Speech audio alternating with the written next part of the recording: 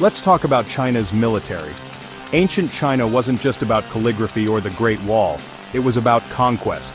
The Qin dynasty unified a vast territory by 221 BC, using sheer force and logistical genius. Fast forward, that ambition never faded, it just modernized.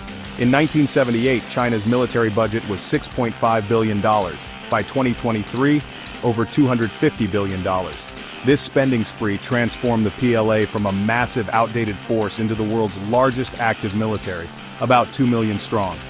But it's not just about numbers anymore. China's arsenal is modernizing fast, its navy is expanding, and its air force is closing the tech gap with the West. The story of China's military is about an ancient power reasserting itself, now armed with satellites and silicon chips. How did China go from crossbows to hypersonic missiles? It's a journey of strategists, blunders, and relentless ambition. Understanding this story is key to grasping the shifting dynamics of the 21st century. So, buckle up, we're diving into the evolution of Chinese warfare. Let's rewind to ancient dynasties, the original military-industrial complex. The Shang dynasty, 1600 BC, made bronze weapons and chariots, not just pots. Chariots were their tanks, mobile, deadly, and a clear show of power. The Qin dynasty standardized everything, including warfare. Their armies wielded the ji, a versatile polearm, and mass-produced weapons for brutal efficiency. The Han dynasty faced nomadic threats, and responded with professional armies, and the rapid-fire crossbow, pioneering shock and awe. The Tang dynasty, a golden age of culture, also innovated militarily, the fuming militia system and early gunpowder weapons.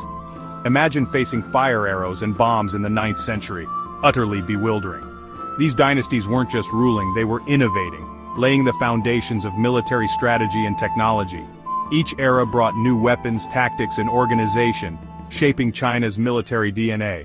The legacy? A tradition of adapting and out-innovating rivals. Ancient China's military wasn't just about might, it was about brains and breakthroughs. And that spirit of innovation still drives China's military today. You can't talk Chinese military history without Sun Tzu, author of The Art of War, the ultimate guide to winning without fighting.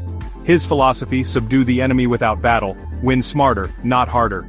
Sun Tzu shifted focus from brute force to strategy, deception, intelligence, and knowing your enemy. Think of it as high-stakes poker study, bluff, strike only when victory is certain.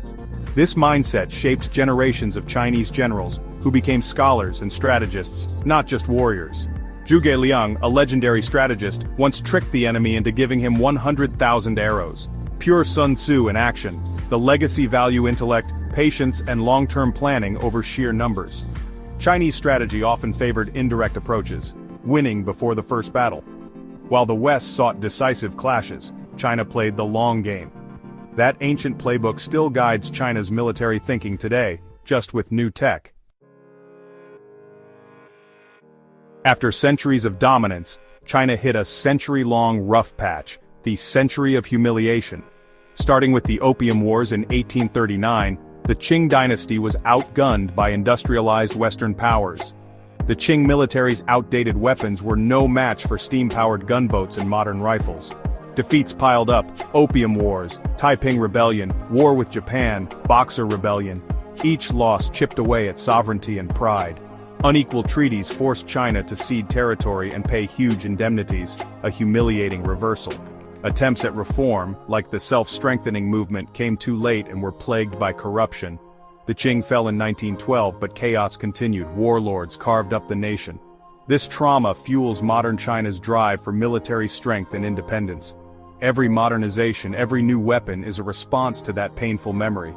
The lesson: never again be weak or vulnerable to foreign powers. After Civil War and Japanese invasion, Mao's communists won in 1949 with a new idea: People's War. The PLA embedded itself among the people, using guerrilla tactics and political indoctrination to outlast better-equipped foes. The strategy: lure invaders in, stretch their supply lines, and strike with ambushes and sabotage. During the Cold War, this doctrine promised to bog down any invader in a sea of resistance.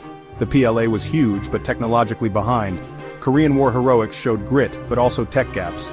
Then in 1964, China tested its first atomic bomb, joining the nuclear club and gaining a powerful deterrent. Suddenly, China wasn't just a regional power, it had the ultimate insurance policy. The bomb meant no one could invade China without risking nuclear war. This leap changed China's global standing overnight. Nuclear capability became the backbone of China's security. It set the stage for future military ambitions. After Mao, Deng Xiaoping took charge, prioritizing economic growth and launching the four modernizations, including the military. The 1979 border war with Vietnam exposed the PLA's outdated gear and rigid command. Deng's solution cut troop numbers, focus on quality and modernize slowly. The military's budget shrank in the 1980s, but the PLA sent officers abroad and started acquiring foreign tech. Then came the 1991 Gulf War, a wake-up call. The US crushed Iraq with high-tech warfare, showing China how far behind it was.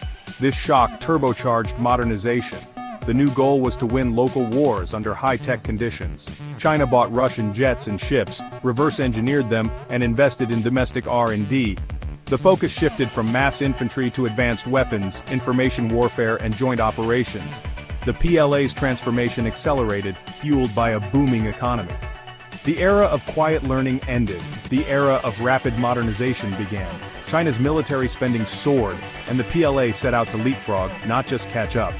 The lessons of the Gulf War still shape China's military priorities. The result, one of the fastest military modernizations in history. The PLA today isn't just endless columns of soldiers, it's a high-tech force. The focus has shifted from sheer manpower to firepower, technology, and rapid mobility. The PLA restructured now, the Navy, Air Force, Rocket Force, and Strategic Support Force are all key players. Ground forces are leaner, better equipped, and networked for combined arms operations. The Air Force flies advanced stealth fighters like the J-20, challenging air superiority in the Asia-Pacific. The biggest change? Professionalization. The PLA is moving to a force of long-serving, highly trained NCOs. These experts operate and maintain complex systems, making the force more effective.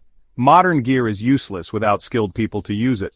The PLA's transformation is as much about brains as it is about hardware.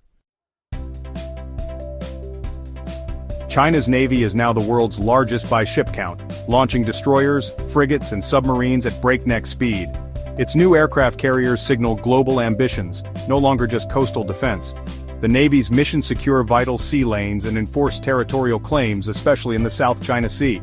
Artificial islands, runways, and missile sites have raised tensions with neighbors and the US. But the battlefield isn't just at sea. China is a cyber warfare superpower. The Strategic Support Force unites space, cyber, and electronic warfare under one command. Chinese hackers target governments, companies, and militaries worldwide, seeking strategic advantage. The PLA rocket force controls a vast arsenal of conventional and nuclear missiles. Carrier killer missiles like the DF-21D threaten US naval dominance. Hypersonic weapons, fast, maneuverable, hard to intercept, are now part of China's arsenal. This is the new face of Chinese military power, high-tech, multi-domain, and designed to deter intervention. The rules of modern warfare are being rewritten. China's arsenal is at the cutting edge, and still growing. Where does this leave us? China's military evolution is rooted in its past. Ancient ambition, Sun Tzu's strategy, and the trauma of humiliation. Today's buildup is about never being weak again, and it's central to the Communist Party's legitimacy. The goal, a world-class military to secure China's interests and prevent history from repeating. In just decades, China has closed the tech gap and now pioneers new capabilities. This rise has reshaped global power dynamics, especially with the US. The big question, will China's power stabilize the world or spark new conflicts? The story of China's military is a journey from ancient glory to uncertain resurgence. Understanding this history is key to grasping what the dragon's next move might mean for the world.